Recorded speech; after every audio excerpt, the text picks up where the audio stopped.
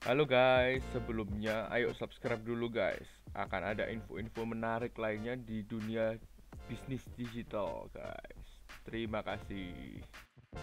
Pertama-tama saya sebagai pelaku usaha yang bisnisnya juga terdampak oleh pandemi ini mengucapkan turut prihatin kepada rekan-rekan pelaku usaha yang memiliki bisnis yang jelas omsetnya menurun dibandingkan tahun kemarin. Bahkan ada beberapa rekan-rekan saya yang memiliki usaha terpaksa harus menutup usahanya karena bisnisnya sudah tidak lagi mampu untuk menghasilkan revenue yang sehat bagi usaha tersebut untuk bisa terus berjalan.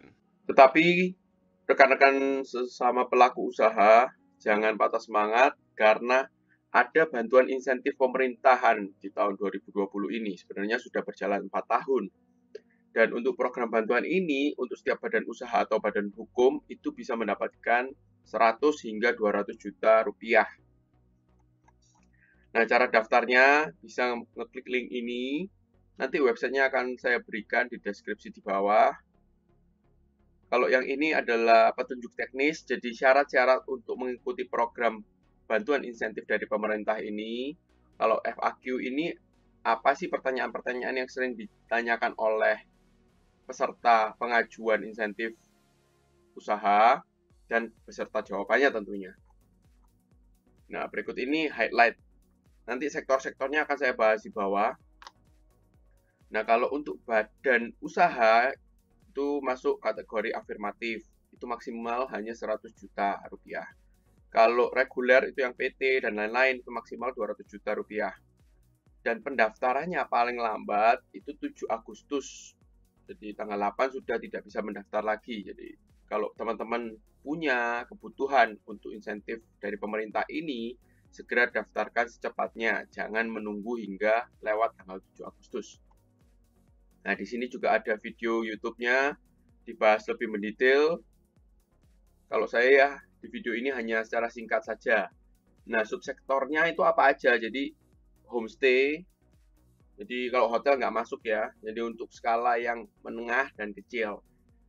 Kemudian, usaha wisata, pembuat aplikasi. Jadi, misalnya teman-teman ada yang mau membuat aplikasi apa dan butuh dana dari pemerintah untuk support daripada nyari ke angel investor yang meminta banyak hal, mending ke pemerintah saja karena mereka tidak meminta saham, tidak meminta apapun, cuman meminta pertanggungjawaban penggunaan dana. Teman-teman juga bisa sebagai game developer, kuliner, jadi untuk usaha kecil ya, restoran, warung-warung, depot yang terdampak bisa meminta pengajuan insentif tersebut. Terus juga ada fashion, jika punya industri rumah tangga untuk fashion, baik itu sepatu, baju, celana, dan lain-lain, dan membutuhkan dana insentif ini bisa mengajukannya juga. Nah, kalau kriya ini ke craft, jadi kerajinan tangan, baik itu logam, kayu, kaca, kain, jadi apapun yang handicraft bisa diajukan ke sini juga. Dan yang menarik ada animasi, video, film. Saya punya rumah produksi YouTube nih, sekarang baru mulai juga. Perusahaan saya juga bisa mengajukan insentif tersebut. Nah, saya juga rencana akan mengajukan program tersebut. Semoga lolos. Berikut ini adalah tahap-tahap kegiatan bantuan insentif pemerintah. Pertama-tama ya masa sosialisasi dan pendaftaran yaitu saat ini dari tanggal 9 Juli hingga 7 Agustus. Kemudian yang kedua itu setelah ditutup maka seleksi administrasi by system mana saja perusahaan atau badan usaha yang sudah mengirimkan data dengan lengkap. Kemudian diseleksi lagi datanya itu benar atau tidak. Yang keempat, akan dilakukan proses wawancara dengan badan usaha dan badan hukum yang sudah mengajukan. Kelima, verifikasi lapangan. Jadi akan didatangi lokasi-lokasi usaha teman-teman yang mengajukan. Keenam, pengumuman penerimaan. Setelah diterima, maka yang ketujuh, ada proses penandatanganan perjanjian kerjasama di sana. Baru kemudian dananya dikirim ke rekening badan usaha atau badan hukum teman-teman. Setelah menerima dana, akan ada proses ke-9 yaitu monitoring dan evaluasi dari dana yang diberikan. Ke-10, teman-teman harus memberikan laporan secara periodik untuk mempertanggungjawabkan hasil dari hibah atau program insentif pemerintahan tersebut. Dan bagi teman-teman, hati-hati terhadap penipuan karena kita tahu zaman sekarang sudah banyak orang yang kepepet. Jadi program bantuan insentif pemerintahan ini sama sekali tidak dipungut Rp1 pun. Seandainya jika ada oknum yang meminta dana untuk memudahkan proses ini, jangan pernah dipercaya karena prosesnya semua sudah by online. Berikut ini adalah syarat-syarat. Saya bukakan syarat-syarat umum aja ya, saya bahas singkat karena kalau mau mendetail silakan teman-teman baca sendiri, linknya juga akan saya kasihkan. Jadi harus minimal usia 18 tahun, berbadan hukum, warga negara Indonesia tentunya, tidak sedang menjalani hukuman, berjiwa sehat dan berakal sehat. Nah, penonton saya pasti berjiwa sehat dan berakal sehat.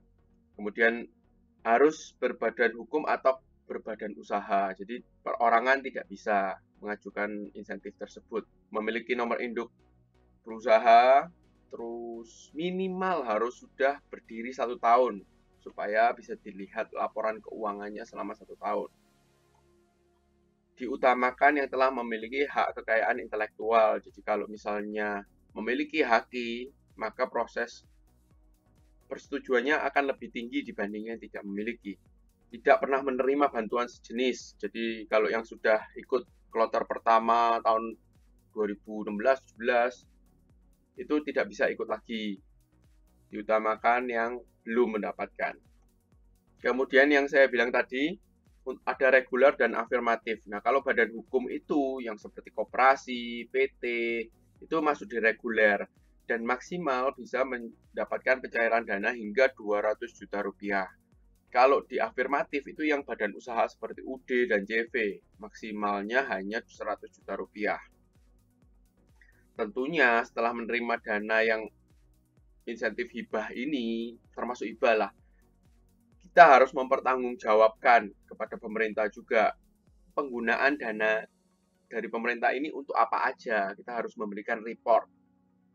Meskipun tidak perlu mengembalikan ke pemerintah, tapi pemerintah ingin tahu penggunaannya selama 5 tahun ini digunakan untuk apa. Jadi setiap rupiah yang digunakan harus dilaporkan. Nah, jika penggunaannya sengaja disalahkan, maka ini akan masuk perdata dan pidana. Jadi bukan hanya perdata, bukan hanya utang piutang, tapi juga pidana.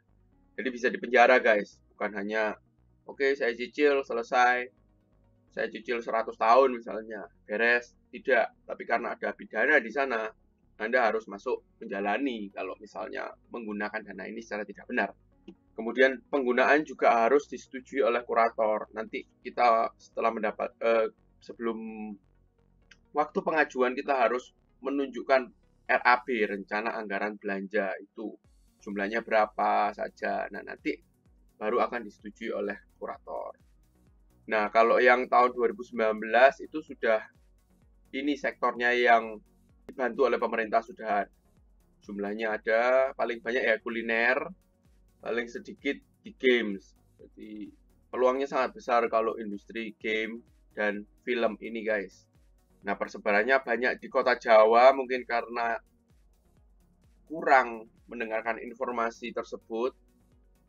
Semoga video saya membantu orang-orang di luar Jawa untuk mendapatkan insentif dari pemerintah ini. Oke, sekian dulu video dari saya. Semoga bermanfaat. Jika ada pertanyaan, silakan langsung hubungin Kemenparekraf. Buka linknya, ini nomor teleponnya semua. Dan jangan lupa share video ini supaya semakin banyak orang yang mengetahui mengenai informasi insentif yang luar biasa ini. Bersama-sama kita lawan corona guys. Salam sukses kaya raya.